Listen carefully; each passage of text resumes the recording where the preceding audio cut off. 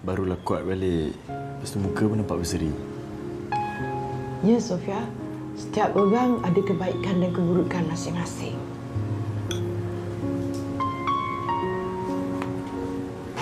Nanti sebelum tidur, Riz buatkan susu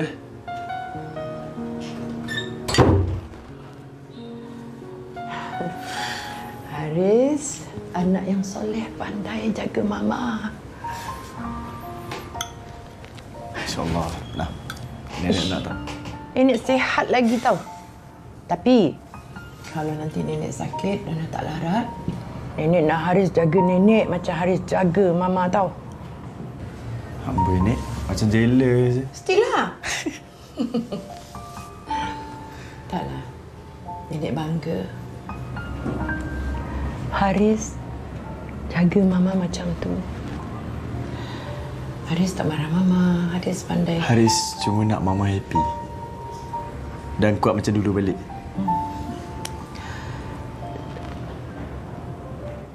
Itu dia tadi sedutan drama Semua Salahku. Itu antara sedutan drama. Tapi situasi ini juga mungkin berlaku dalam kalangan masyarakat kita tentang bagaimana kadang-kadang anak tu hilang kasih sayang seorang ibu ataupun ayah, dan bagaimana seorang anak juga menginginkan sesuatu daripada ibu bapa mereka yang mungkin kadang-kadang mereka rasa diri mereka diabaikan dan terabai. Betul. Dan tanpa membuang masa lagi, elok kita perkenalkan tetamu kita di studio. Di hujung sana kita bersama dengan Tuan Muhammad Nur Hafiz Roslan yang merupakan seorang peguam syar'i. Apa khabar Tuan? Alhamdulillah, baik. Lama tak jumpa ya? Lama kita jumpa. Okey, dan kita juga bersama dengan Dr. Azmawati Muhammad Noor yang merupakan seorang doktor di Jabatan Psikologi Pendidikan dan Kaunseling, Fakulti Pendidikan Universiti Malaya. Apa khabar Dr. Azim? Khabar baik. Alhamdulillah. Alhamdulillah. Okey, berdebar nak cakap tentang topik ni kan, sebab kita juga seorang anak, kita takut kalau kita cakap tersalah ataupun mungkin boleh menyebabkan sensitiviti kepada keluarga dan sebagainya. Tapi kita nak bercakap dalam konteks kehidupan, ini perkara yang berlaku dalam kehidupan kita hari-hari.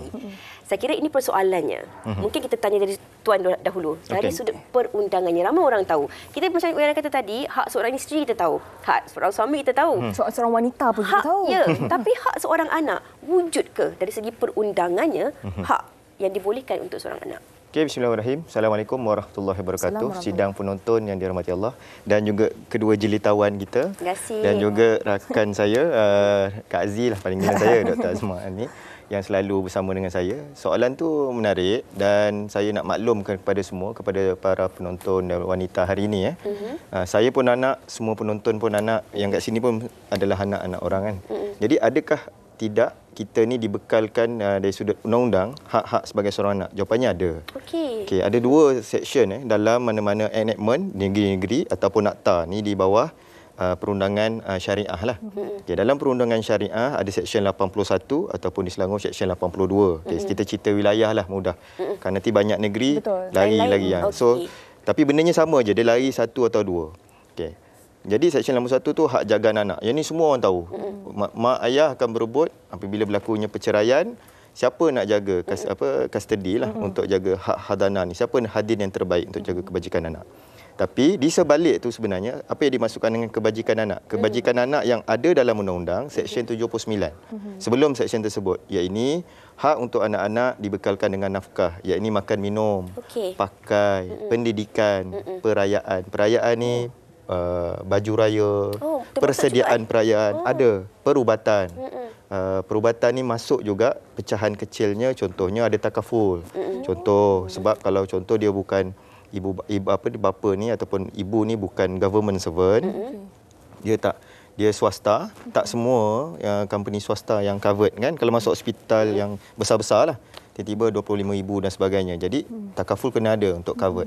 So benda tu benda yang sama. So inilah dia hak-hak sebagai seorang anak yang kalau di luar sana pendengar, walaupun anda dah umur 18 tahun, 19 tahun, dan sebelum ni saya rasa sebelum ni ada, tapi kejap tak ada. Ada tu mak saya je, ayah saya tak pernah involve in our picture. So macam mana? Jawapannya, anda semua berhak melalui section 79 untuk hadir ke mahkamah dan mohon untuk hak nafkah anak. Ada dua hak nafkah anak yang boleh diminta di hadapan mahkamah nanti. Dituntutlah ya? Yes. Satu, kes induk. Satu lagi, sepanjang kes induk tu nak berjalan, tak tahu nak habis bila, katalah habis tahun ke 2 tahun, ada interim nafkah anak pun boleh. Kita sendiri sebagai anak boleh minta? Ya. Selalu isteri minta kat bekas suami kan? Betul. Anak sendiri Anak minta kepada mak bapak lah Ibu kan? atau ayah lah. Ada. Apa yang Tuan kongsikan ni, teringat saya satu filem Iran, tajuknya Capernaum. Anak ni berusia 5 tahun, dia bawa mak bapak dia pergi ke mahkamah, dia sue mak bapak di mahkamah sebab mak bapak dia ni ibaratnya dalam kata kasarnya tahu buat anak je, tapi nak menjaga kebajikan anak itu tidak tahu. Nanti kalau anda yang menonton ni bolehlah cari cerita tu, Capernaum. Baik, Dr. Aziz, apa yang Tuan tadi kongsikan itu berkaitan dengan peruntukan dari segi undang-undang, hak seorang anak dari segi undang-undang. Tetapi mungkin ada hak dari sudut moraliti. Kita sebagai seorang manusia, sebagai seorang ibu dan ayah, pastinya ada sesuatu yang perlu kita berikan kepada anak-anak kita walaupun tidak diperuntukkan dalam undang-undang. Sebagai contoh, mungkin anak-anak ini kalau ada dalam kalangan mereka yang terpaksa menggalas tugas ibu bapa pula. Khususnya mungkin kepada anak sulung. Jadi dari sudut ini, Dr. Aziz, apa pandangan doktor? Terima kasih. Soalan yang sangat baik. Sebenarnya pada pandangan saya yang paling penting tadi, mungkin tadi sahabat saya tertinggal, iaitu hak kasih sayang yang patut diberikan ya oleh ibu ayah kepada anak-anak tu. Memanglah anak-anak tu bila dah keluar, mereka tidak meminta, tetapi itu adalah tugas tanggungjawab seorang ibu ayah untuk memberikan kasih sayang yang tidak, orang kata apa, tidak berbelah bagi. Dan tadi saya suka bila Uyana sebut bahawa bila dah ada, mungkin ada anak yang lain, mereka tugas-tugas ini digalas oleh anak-anak sebab mungkin ibu ayah melepaskan tanggungjawab dan mereka terpaksa bekerja. Betul. Dan anak-anak ini terpaksa membantu ibu dan ayah. So sebenarnya secara tidak langsung dia memberikan kesan. Kesan kerana anak-anak ini tidak dapat membesar dengan sewajarnya. Contohnya mereka di kala ini mereka digalakkan untuk bermain.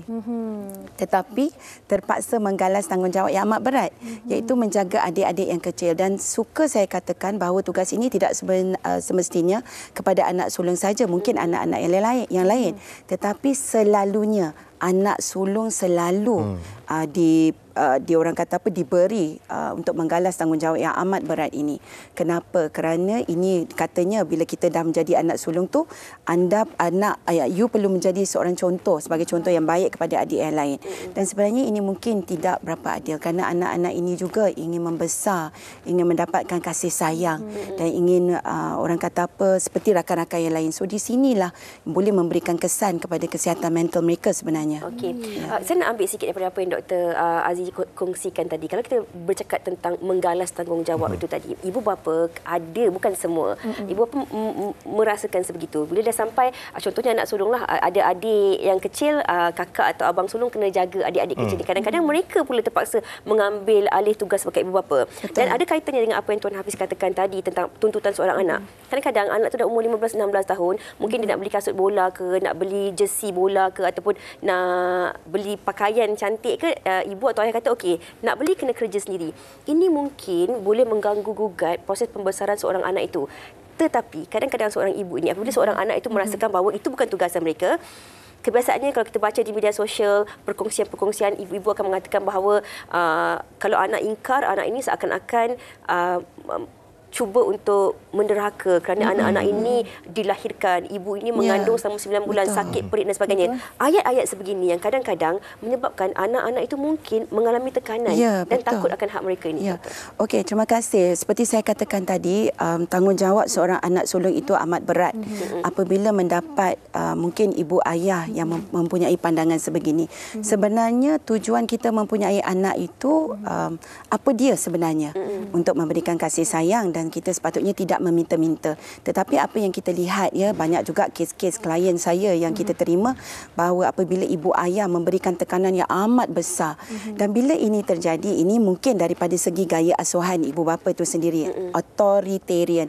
Maksudnya dia tiada grey area, dia hitam atau putih. Maksudnya kena mengikut apa yang ibu ayah itu minta. Terlalu rigid lah. Terlalu rigid. Dan ini sebenarnya memang akan memberikan kesan tekanan kepada anak ini. Kerana sebagai seorang, walaupun sulung, saya sendiri sebagai anak sulungnya, kita faham bahawa kita menggalas tanggungjawab.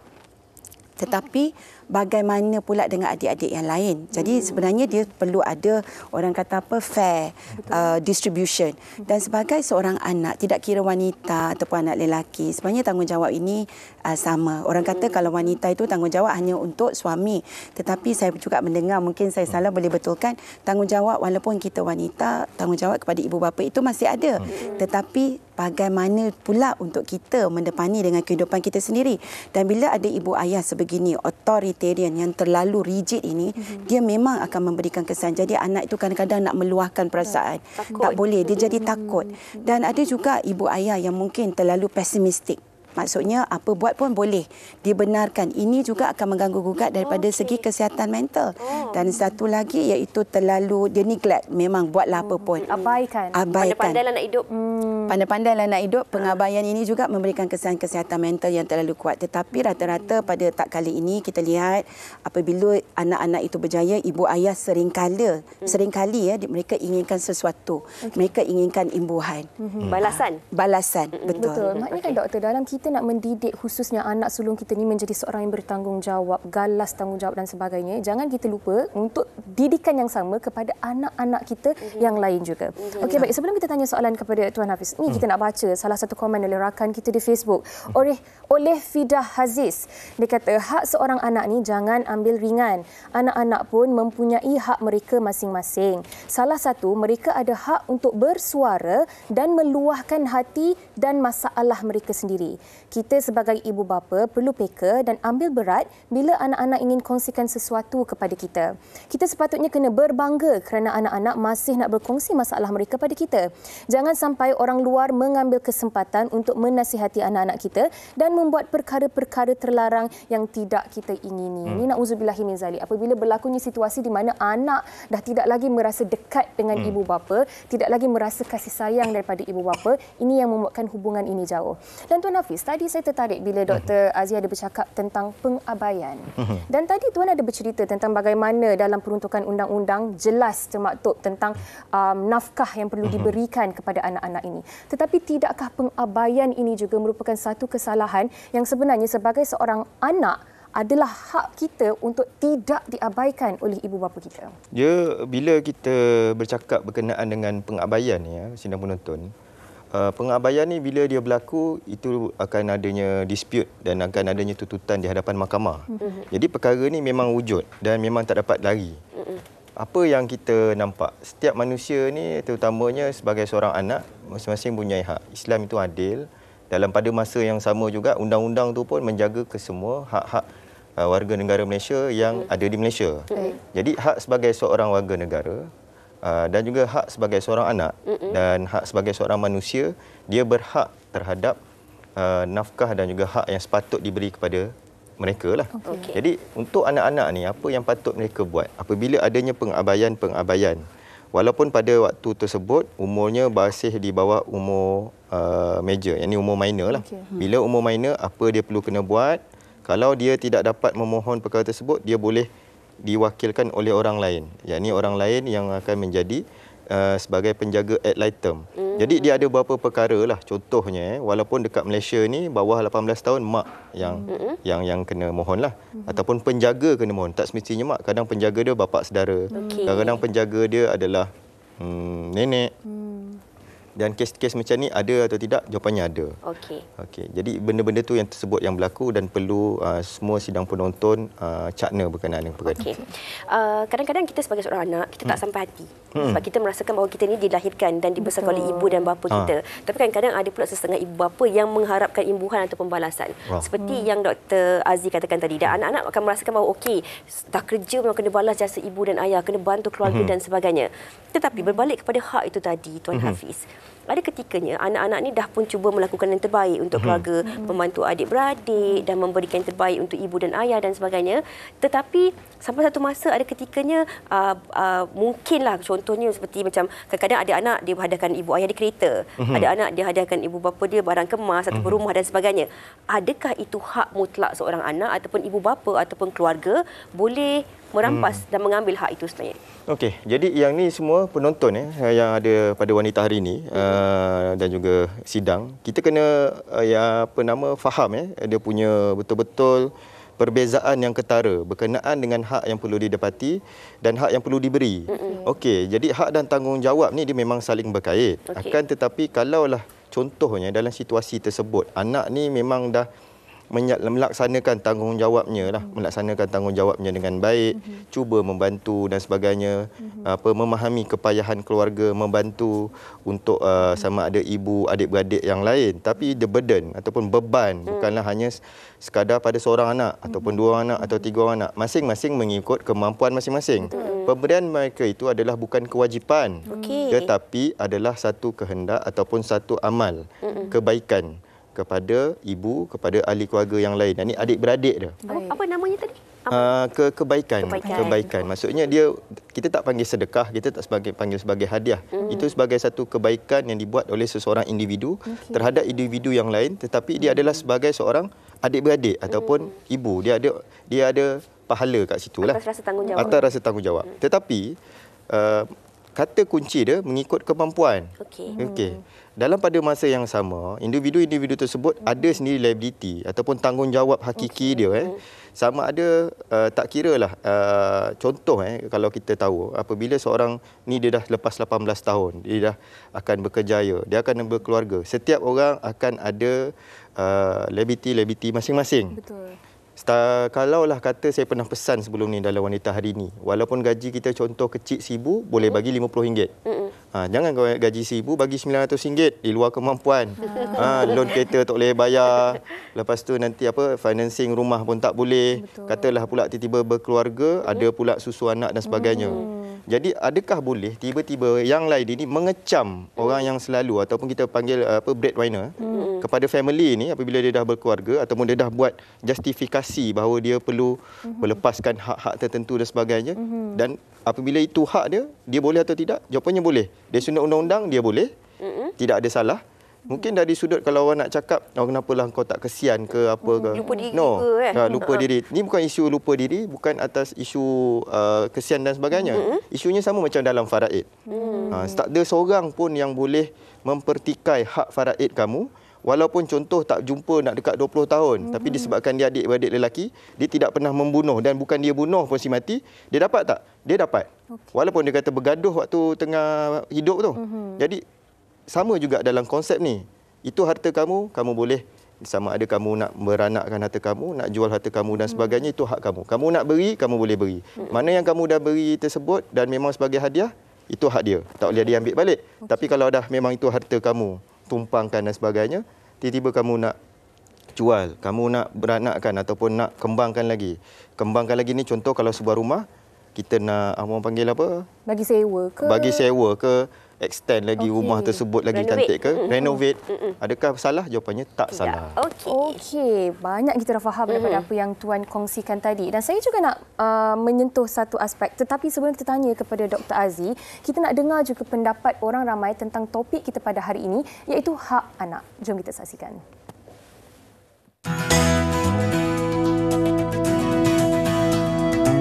Bagi saya memang siapa-siapa pun ada hak bersuara.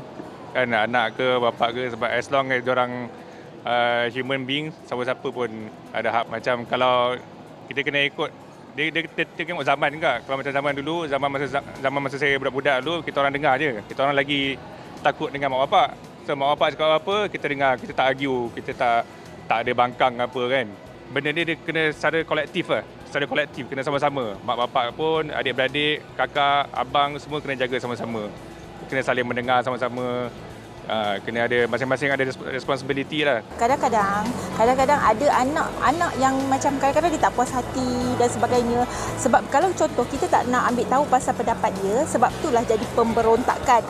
Anak-anak jadi dia luah dekat kawan-kawan, dia pergi lepaskan dekat kawan-kawan. Jadi sebab tu kita kena apa-apa yang kita nampak anak kita lain ke apa ke, kita kena duduk dengan dia, tanya dia apa yang dia tak puas hati. Mungkin daripada situ kita boleh berubah untuk bagi anak tu lebih rapat dengan kita.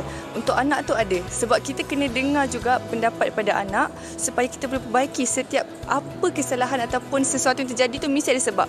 So bila anak bersuara, ibu bapa boleh ambil action, ambil benda tu sebagai apa yang boleh diperbaiki untuk family. Actually kita kena sama rata. Kalau kita ada 3 orang anak, kita kena bahagikan tanggungjawab yang sama. So supaya tiga-tiga tu bertanggungjawab. Kita takkan melepaskan itu abang, kakak saja. So actually kena adil dan sama. Sebab itu adalah prinsip adik-beradik yang kita kena pegang. Bukanlah tanggungjawab tu semua kepada anak yang sulung. Rancak perbincangan kita sebenarnya dan banyak juga yang telah dikongsikan oleh rakan-rakan kita di luar sana tentang hak seorang anak. Mungkin ramai yang faham dan cakna tentang hak mereka masing-masing. Tetapi kan, Dr. Aziz, saya nak bertanya juga tentang trauma seorang anak. Apabila mereka sudah bekerja, dah melalui tempoh anak kecil, remaja, persekolahan, universiti dan sebagainya yang mana ditanggung sepenuhnya oleh ibu bapa berkemungkinannya. Dan apabila mereka sudah dewasa, ada pula ibu bapa yang menginginkan ataupun membuat tuntutan yang anak-anak ini perlu memberikan sesuatu kepada kedua orang tua ini. Dan saya pernah terbaca ada orang kata your children is not your retirement plan. Tetapi salahkah sekiranya kita ada keinginannya supaya anak-anak kita nanti itu menjaga kita? Bagaimana kita nak mencari orang kata garis halus di sini? Okey, terima kasih. Bila kita kata tadi, adakah salah untuk anak-anak ini menjaga kita? Kita kena faham, jaga dari sisi apa. Dari mungkin di waktu tua, kita hendak anak-anak tu kembali kepada kita untuk menjenguk kita, itu mungkin adalah satu yang bagus. Dan tadi bila kita dengar sahabat saya, Tuan Hafiz, kita dah bercerita tentang tanggungjawab dan hak. Ini mungkin adalah satu tanggungjawab seorang anak. Dan tadi Uyana sendiri sebut tentang trauma. Kenapa trauma ni berlaku? Itu sebab saya kata tadi, balik kepada gaya asuhan ibu bapa. Sekiranya ibu bapa itu mendesak. Bila mendesak, ini yang membuatkan anak tu dia makan dalam tau. Dia simpan, dia terlalu menyimpan, dia tak berani nak bercerita sebab mereka nak menjaga aib keluarga. Tetapi ini yang bila kita lihat, dia keluar pula di media sosial dan mungkinlah ada kes-kes yang sebegitu dan banyak juga yang kita lihat bila kita bergaduh suami isteri pun kita luahkan. Jadi bila kita luahkan ini, dia jadi pula viral. Ini lagi trauma bila ada orang pula yang bercerita tentang keburukan si anak ni. So sebenarnya bila kita nak bercerita tentang trauma, balik kepada apa juga ibu bapa itu hendak. Bila dia hendak begitu, bila kita lahirkan anak, adakah kita berkata anak ni esok dapat gaji 10,000, 8,000 bagi balik? Oh, investment tu. Itu investment ataupun kehendak. Sebab bila kita kata investment, kita invest anak tu untuk menjadi seorang anak yang hebat, yang baik, berakhlak, berkerjaya dan mungkin bila dah dewasa kita tengok mereka berjaya, kita happy. Tetapi bila kita ada tuntutan sebegitu, itu yang menyebabkan anak ini mereka hidup dalam satu keadaan macam mereka tidak boleh menjadi diri mereka sebenar. Nak bercakap tak boleh, nak luahkan perasaan tak boleh, nak jaga hati ibu ayah. Apa jadi kepada anak tu? Tekanan yang amat kuat. Dan ini yang bila kita lihat, bila anak-anak dia, bila mereka mengikut, mereka terkesan dengan keadaan kesihatan mental. Ini yang banyak sebenarnya yang berlaku ya, bila anak-anak ni mendapat depresi dan mereka tidak bahagia dan mereka pendam. So, dan balik juga kepada bila kita sebagai ibu dan ayah, bila kita kita wajibkan ke atas mereka. Ini kena bagi mak ayah nafkah. Ini yang menjadikan kesusahan kepada anak-anak tu. Sebenarnya berbalik kepada mungkin apa yang kita hendak, kita tak puas waktu kita kecil dahulu. Jadi kita hendakkan anak kita berjasa kepada kita. So this is what we call a vicious cycle. So sebenarnya kita perlulah berjumpa dengan kaunselor untuk bersama-sama menjernihkan keadaan. Saya ada baca mengatakan bahawa kita adalah cerminan kepada anak kita. Betul. Di sini kita nak melihat bagaimana antara taat, tanggungjawab dan patuh itu sendiri. Kadang-kadang ibu bapa merasa pekan kalau kau tak nak jadi anak yang derhaka, harus dibuat begini kerana ibu dah ataupun ayah dah membesarkan anak ini. Contohnya sebulan bagi 500 masa belajar kat universiti. Jadi bila dah bekerja sekurang-kurangnya kena bagi 1,000 lah. Sebab 2 kali ganda lah. Zaman dah berubah. Sikit. Okay, nanti dah kerja jangan lupa belikan ayah kereta satu ataupun ibu nak rumah besar dan sebagainya. Kadang-kadang ini mungkin boleh menjadi trauma atau menjadi satu tekanan kepada anak ni sebab dia takut dia tak mampu untuk menjadi anak yang seperti diimpikan oleh ibu bapa mereka. Wajarkah seorang ibu bapa meletakkan, sebab memang tanggungjawab ibu dan ayah itu untuk membesarkan anak ini sebaik mungkin. Seperti yang Tuan kongsikan tadi. Tapi boleh ke ibu dan ayah ini meletakkan satu garis panduan bahawa anak ini kena begini, kena beri ini dan juga begitu? Dan boleh pula tak kalau seorang anak itu dah mungkin berusia 30 tahun ataupun 40 tahun, dia tahu bahawa ibu ataupun ayah pernah culas dalam menjalankan tanggungjawab dan mereka nak buat tuntutan selepas mereka berusia sebegitu? Okey. Terima kasih Fiza. Okey, ini menarik. Untuk penonton apa yang saya nak pesan pada semua. Pertama bila perkara pertama, boleh tak mak ayah dia demanded kepada mana-mana anak untuk bila sampai satu tahap dia nak banyak ni. Okey, jawapan saya adalah boleh dan tak boleh. Okey, sebab kita melihat kepada didikan keluarga. Mungkin normalnya adalah keluarga-keluarga di Malaysia. Dalam bi'ah di Malaysia, keadaan di Malaysia ni adalah keluarga-keluarga mak ayah didik anak nak jadikan dia lebih elok daripada dia. Ataupun kalau dia ni beragama, yang tu lebih beragama dia kita. Dia tak dapat menghafal Quran, kalau boleh nak anak dia lebih mengharapkan anak dia boleh hafal Quran lebih baik daripada dia. Tapi jarang, akan tetapi ada family yang dia kedua-dua didikan ibu dan ayah mereka ni adalah didikan bisnes. Memang betul-betul dia keras macam saya kata tadi. Hidup keras ya. Sebab kalau tanya saya ada tak? Ada. Dia memang dididik anak dia ni memang betul-betul nak menunjukkan bahawa kalau contoh anak ni kena jadi doktor, dia dah ada mapping. Template Dia dah ada roadmap. Okey, anak ni akan jadi doktor dia akan buat klinik, dia akan bagi fund. Dan bila saya jumpa klien ni seperti begini, apa yang saya nampak, apa yang dididik oleh ibu ayah tu dia akan kembali kepada anak. Jadi kesan dia ada dua, sama ada dia akan jadi lebih baik atau tidak baik lah. Kalau anak tu dalam sistem yang sama, dia boleh prolong dengan sistem tersebut, anak tu mungkin jadi okey. Tapi nanti anak cucu cicit dia akan jadi sistem yang sama. Tapi anak saya jadi lawyer, betul ya? Macam mana tu? Jadi itulah saya kata tadi. Bila jadi berlaku benda ni, dia akan boleh seperti mana Dr. Aziz cakap. Dr. Aziz kata, kalau kata benda tu dia tidak mencerminkan seperti mana didikan yang betul dan begitu autokratik, dan anak tu akhirnya mungkin akan boleh memberontak. Okey, itu yang jawapan untuk soalan yang pertama. Jawapannya boleh tak? Boleh, tapi jarang berlaku. Dan bagi saya, pendapat peribadi saya tak semestinya kena begitu. Cukup hanya sekadar seperti mana Allah Taala dah beritahu. Kita kita hendaklah bayar nafkah untuk seorang ayah. Ayah kena bayar sediakan nafkah. Nafkah isteri, nafkah anak. Cukup. Dan mak didik tarbiyah anak elok-elok untuk jadi orang yang baik. Dan balasan dan sebagainya adalah tanggungjawab dia taat kepada kita. Dia tinggalkan kita doa-doa anak-anak yang soleh bila kita meninggalkan dunia. Itu je. Itu dalam Islam dia ajar macam tu. Yang kedua, boleh tak anak-anak tiba-tiba family yang culas? Family yang culas adalah selalunya berlaku apabila ibu bapa yang bercerai. Okey, selalunya apabila berlaku ibu bapa yang bercerai, dalam perceraian, bapa di tempat lain, mak di tempat lain. Kadang-kadang dia duduk dengan mak ataupun kadang-kadang duduk dengan bapa. Ada yang lagi teruk, dia tak duduk dengan mak, dia tak duduk dengan bapa, dia duduk dengan nenek, duduk rumah pakcik, makcik, jadi anak angkat yang lain. Dan akhirnya bila dia besar, dia jumpa mak ayah dia semula. Orang pertama yang dia kena tuntut adalah ayah lah. Sebab ayah memang dah spesifik dalam section. Jawapannya boleh atau tidak, walaupun umur dia dah masa tu dah 30 tahun, 40 tahun, jawapannya lagi boleh. Sebab dalam undang-undang, atas umur 18 tahun, dia boleh sendiri memohon kepada mahkamah sebagai plaintiff untuk nafkah anak tertunggak. Lagi-lagi pula kalau tengok mungkin ibu ataupun ayah tu dalam keadaan berkemampuan. Dia mudah macam ni lah. Kisah dia, kalau kata yang macam ni, selalunya ada mungkin mak dia isteri kedua ke, ataupun mak dia isteri pertama yang ditinggalkan selepas dah kahwin dua, diceraikan terus, ataupun mak dia isteri kedua kemudian masa mengandungkan dia diceraikan terus. Tapi dia still ada bin, dia still ada ayah. Tapi ayah dia tak bertanggungjawab. Jadi anak ni ada hak atau tidak? Jawapannya ada. Okey, faham. Dan izinkan saya tambah sikit.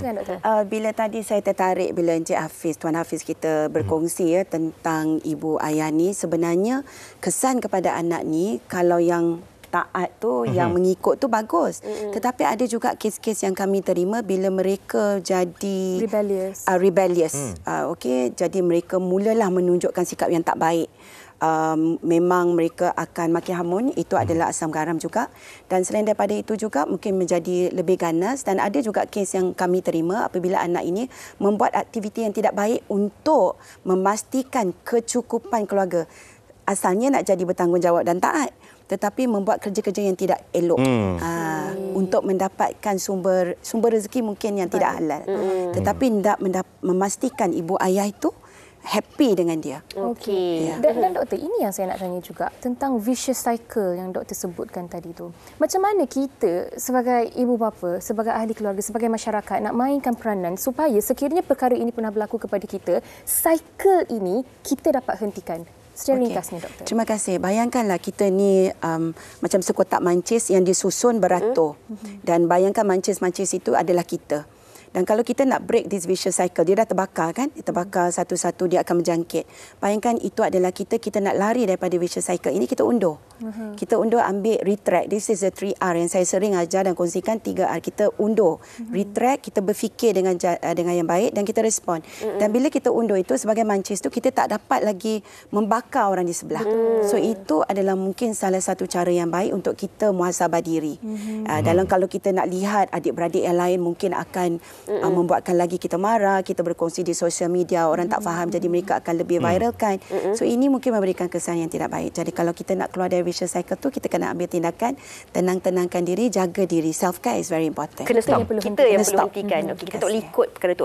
Saya nak curi sedikit masa penerbit, nak tanya soalan terakhir ni kepada Tuan Hafiz, tapi kita nak baca komen penonton dulu. Daripada Michelle Lim. Dia kata, ada ketikanya ibu bapa yang suka memburukkan anak sendiri, terutama anak yang kurang baik di mata mereka. Suka mengungkit sebab tak kenang budi. Saya kira ini berlaku banyak dalam kalangan masyarakat kita. Alah, si Anu tu belikan ni, si Anu tu tak anak sulung bagi banyak-banyak ni. Ya, dan ini juga mungkin memberi kesan tak bagus kepada masyarakat kita. Anak-anak kita ingin membesar, mereka rasakan dalam keluarga sendiri mereka ada saingan. Mereka terpaksa menjadi yang terbaik dan sebagainya. Bagaimana kita nak rumuskan topik ini untuk kita ingatkan diri kita sebagai seorang anak, mungkin sebagai seorang ibu dan bapa, dan juga kepada penonton-penonton kita. Ini toxic family ni. Betul. Okey, untuk sidang penonton di luar sana wanita hari ini dan juga semua yang mendengar program kita pada hari ini. Pertamanya saya nak ingatkan baik ibu ayah dan juga untuk semua anak-anak. Perkara paling pokok yang kita kena faham dan kita kena tahu adalah bahawa setiap manusia ni dia ada kelebihan dan kekurangan masing-masing. Apabila memahami kelebihan dan kekurangan masing-masing, apatah lagi dalam keluarga, adik-beradik, ibu dan ayah, maka kat situ kita faham ada masa kita perlu hormat, ada masa perlu kita taat dan ada masa kita perlu diam. Diam ni seperti mana yang rakan beritahu tadi berkenaan dengan Dr. Aziz kata kita kena retract sekejap, berhenti sekejap. Dan paling pokok yang kita kena faham dan kita kena budayakan selalu dalam kehidupan berkeluarga ini untuk didikan anak ataupun didikan ibu ayah. Balik semula kepada tunjang utama dalam sesebuah kekeluargaan Islam. Apa dia? Iaitu kembali semula untuk solat berjemaah. Benda ni dah lama sangat dan ramai orang tinggal, terutama di Lembah Kelang. Sebab saya faktor demografi ya. Sebab kenapa saya kata di Lembah Kelang ni kehidupan dia very fast. Kita hektik. Kita terlalu laju. No dah end Oktober. Tiba-tiba masa macam baru bulan 1. Tiba-tiba ada jamuan raya apa semua itu, tiba-tiba sekarang dah bulan 10 lagi 2 bulan dah nak habis. Jadi terlalu laju. Apa yang perlu dibuat? Ambil peluang dalam 5 waktu, mungkin 1 waktu untuk itu. Saya panggil macam umpama kita satu family berehat seketika, bersama-sama seketika walaupun sekejap. Dan kemudian apa yang saya boleh pesan kepada semua, banyakkan pembacaan dan faham berkenaan dengan hak masing-masing supaya kita saling menghormati antara satu sama lain. Okey. Baik, saya kira itu antara rumusan terbaik untuk perbincangan kita pada hari ini berkenaan dengan hak anak. Terima kasih banyak-banyak kepada Tuan Muhammad Nur Hafiz Roslan dan juga kepada Dr. Azmawati Muhammad Noor atas perkongsian pada hari ini yang saya sebenarnya rasa macam tak... Ada banyak lagi nak ditanyakan dan saya kira anda juga penonton mungkin ada banyak komen-komen anda, tapi insyaAllah dari masa ke semasa kami akan santuni topik ini. Terima kasih banyak-banyak sekali lagi dan semoga apa yang dikongsikan oleh Dr. Aziz dan juga Tuan Hafiz ini dapat memberi banyak manfaat kepada kita untuk kita refleks diri kita dan kita pun rasakan kadang-kadang jangan pula sampai kita rasa diri kita terlalu bagus ataupun menjadi riak dan sebagainya. Sama-sama kita ketahui hak kita dan rasa bertanggungjawab terhadap keluarga kita, insyaAllah. Sebelum kita kata orang tu yang toksik, kita tanya dulu adakah kita pun seorang yang toksik. Okey, baik. Lepas ni Yana, saya nak bawa anda Tuan Hafiz dan juga doktor serta penonton untuk sama-sama belajar menikmati samosa. Nam. Jangan ke mana?